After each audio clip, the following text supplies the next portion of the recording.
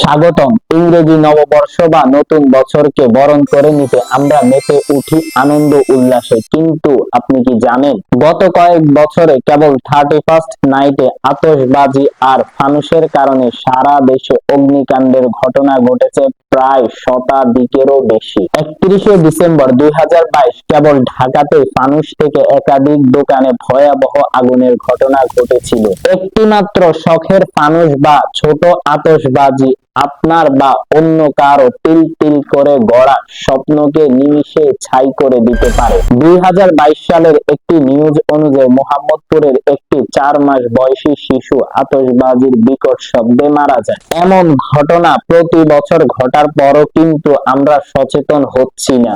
এই বেখেয়ালি যদি আমরা কন্টিনিউ চালিয়ে যাই বা প্রশ্রয় দিতে থাকি, তাহলে এমন একটা সময় আসবে যখন এমন ভয়াবহ দুর্ঘটনা আমাদের সাথেও ঘটতে পারে। এই জন্য এখন থেকে আমাদের নিজেদেরকে সচেতন হতে হবে এবং পরিবার ও পরিচিত জনদেরকেও সচেতন করতে হবে। ফানুস, আতশবাজি এগুলোর পরিবর্তে আমরা ইনডোর আউটডোর অনেক কিছু দিয়ে আমাদের নতুন বছরকে বরণ করে নিতে পারি। যেমন কয়েকজন মিলে বারবিকিউ, স্টেক, চিকেন এই জাতীয় খাবারের আয়োজন করতে পারি। গানের আয়োজন যেন সচেতনতার সাথে করি, না হয় অনেক শিশু বা বয়োবৃদ্ধ মানুষ আমাদের এই অসচেতনতার কারণে ঝুঁকির মুখোমুখি হতে পারে, যা আমাদের জন্য হতাশা ও দুঃখের বিষয়। সবচেয়ে ভালো হয় যদি আমরা পারি পরিবারের সাথে বাসা বাড়িতে কিছু স্পেশাল আয়োজন করা। এমনটি যদি আমরা করতে পারি, তাহলে